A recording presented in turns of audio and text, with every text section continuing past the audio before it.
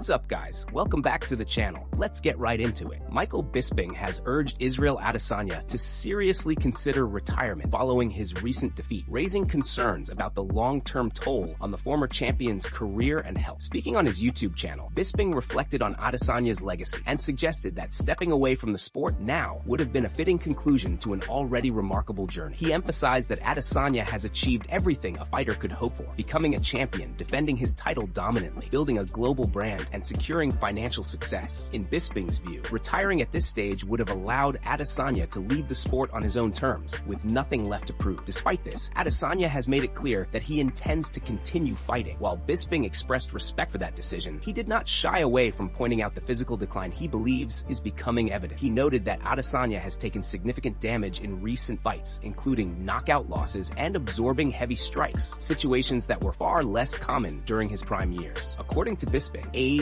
and wear and tear appear to be catching up with the former champion. Bisping also highlighted the difficult reality many fighters face, the inability to walk away even when their best years may be behind them. He suggested that, at times, fighters need protection from their own competitive instincts, as the desire to continue can outweigh long-term considerations. Drawing comparisons, Bisping referenced Anderson Silva, widely regarded as one of the greatest middleweights in MMA history. Silva experienced a prolonged decline toward the end of his career, continuing to compete despite a series of losses. Bisping warned that Adesanya could be heading down a similar path if he continues to face elite competition without the same success he once enjoyed. Ultimately, while acknowledging the courage it takes to keep fighting after setbacks, Bisping questioned how much more Adesanya has to gain and whether continuing to compete might risk diminishing his legacy rather than enhancing. Before we continue, please like the video, subscribe, and turn on notifications to stay up to date with all our latest content. Moving on to another news. Dana White is facing significant backlash after a surprising and controversial revelation about the birth of his son resurfaced online. The story, which recently gained traction following an interview on Big Boy TV, has sparked intense debate across the MMA community and social media platforms. During the interview, White shared that his son was originally due to be born on the same day as a fight involving Chuck Liddell. According to White, this scheduling conflict prompted him to arrange for a C-section to take place a day earlier so he could attend the event. He described the situation in a casual manner, explaining that the original due date simply didn't work for him due to the importance of the fight. While White appeared to recount the story humorously, the reaction from fans has been anything but lighthearted. Many criticized the decision, arguing that prioritizing a sporting event over a major medical procedure raised serious ethical concerns. Critics pointed out that C-sections are significant surgeries that can involve risks and lengthy recovery periods, making the reasoning behind scheduling one for convenience particularly troubling. Social media quickly filled with harsh responses. Some fans labeled the decision as insensitive and irresponsible, expressing sympathy for White's wife and questioning the values behind such a choice. Others went further, calling the story emblematic of what they perceive as a pattern of controversial behavior from the UFC president. The backlash also fueled a wave of viral memes, with users mocking the situation in exaggerated and sarcastic ways. Many of these memes humorously depicted a doctor being urged to proceed quickly with the surgery so White wouldn't miss the fight, highlighting how absurd some found the situation. Despite the outrage, there were also a few voices suggesting that the full context might not be entirely clear, noting that medical decisions like C-sections can involve multiple factors. However, the dominant reaction has remained critical, with many questioning whether such a decision should ever be influenced by something as trivial as attending a sporting event. Overall, the incident has reignited conversations about priorities, responsibility, and the public image of one of MMA's most powerful figures. Moving on to another news.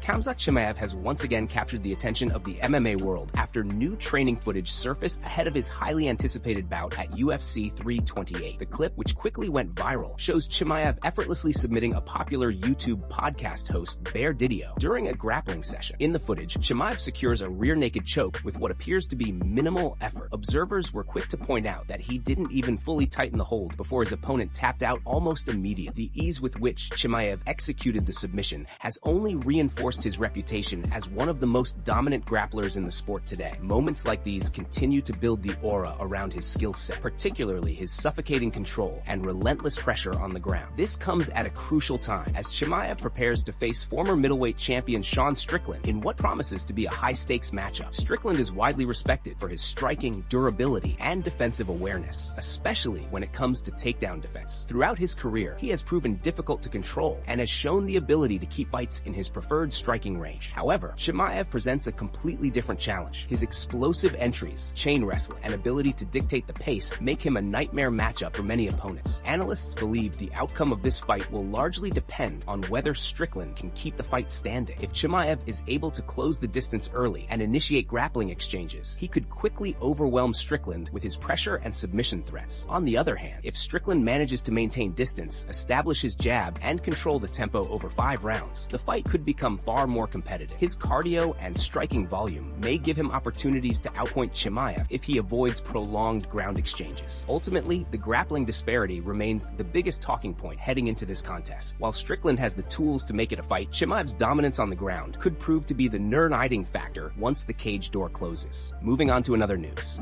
Arman Tsarukyan has made headlines after calling out Ilia Topuria for a potential blockbuster clash, describing the matchup as a true 50-50 fight that could have massive implications for the lightweight division. In a recent interview, Tsarukyan emphasized that both he and Topuria are currently in their prime, making this one of the most competitive and compelling fights the UFC could book at 155 pounds. He expressed full confidence in his abilities while acknowledging Topuria's skill set, noting that fans would likely be split evenly on who would come out victorious. According to Tsarukyan, that level of uncertainty is exactly what makes the fight so exciting and marketable. He went on to highlight the global appeal of the matchup, suggesting it could headline a major international event. Whether staged in Madrid, the United States, or anywhere else, Tsarukyan believes the fight would generate enormous attention and conversation across the MMA world. He made it clear that he is ready for the challenge and sees Topuria as one of the biggest and most meaningful opponents available right now. At the same time, Tsarukyan didn't hold back when discussing Max Holloway. The former featherweight champion came under heavy criticism, with Tsarukyan claiming that Holloway is past his prime and no longer possesses the wrestling ability needed to compete at the highest level. He pointed to Holloway's recent loss to Charles Oliveira as evidence, arguing that it was surprising to see such an experienced fighter struggle to defend even basic takedowns. Tsarukyan further suggested that Holloway's performance indicated a noticeable decline, adding that the veteran may continue fighting only to secure a few more paydays before eventually retiring. These comments have sparked debate among fans, with some agreeing with Tsarukyan's assessment, while others continue to support Holloway's durability and striking prowess. As Tsarukyan continues to build momentum in the lightweight division, his call-out of Topuria signals his ambition to secure a high-profile fight that could potentially determine the next title challenger. With both fighters at the peak of their careers, this proposed matchup has all the ingredients to become one of the biggest fights in the division. Moving on to another news.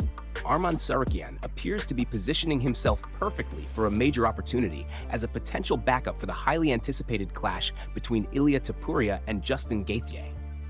After a period of relative inactivity inside the UFC, Tsarukyan has remained active elsewhere, recently securing a win over Giorgio Petrosyan at an external event.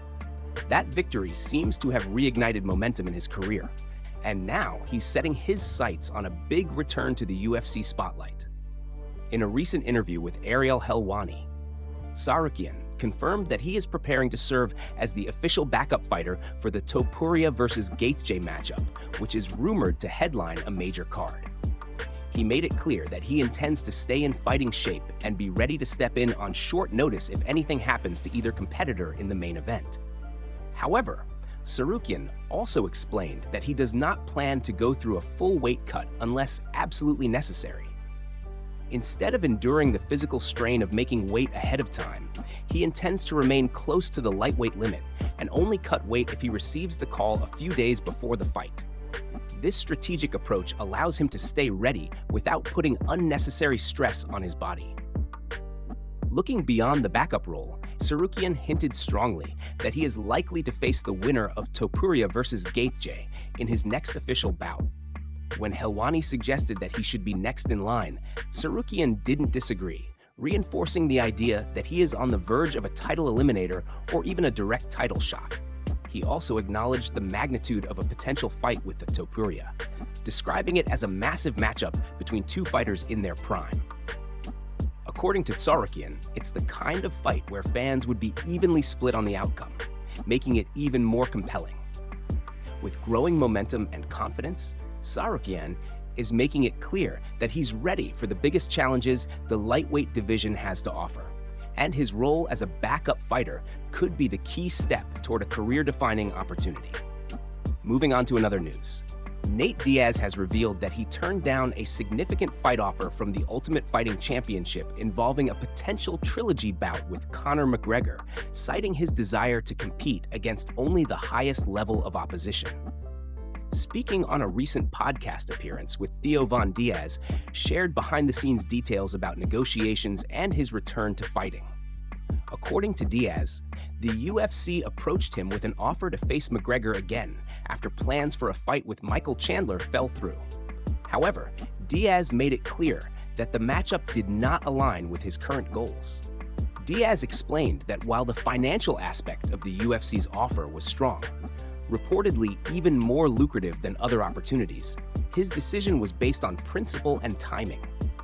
He emphasized that he wants to fight opponents who are at the very top of their game, rather than revisiting a rivalry that he feels has already played out. In his view, stepping into a fight with McGregor at this stage would not represent the level of challenge he is seeking. He further stated that he does not want to be part of ending another fighter's career, particularly someone like McGregor, whose recent performances and injuries have raised questions about his future in the sport. Diaz clarified that while there is no personal friendship between them, he still respects the idea of competition and does not want to be seen as the fighter who finishes McGregor's story. Instead, Diaz expressed interest in a different high-profile matchup, specifically calling for a fight with Charles Oliveira for the symbolic BMF title.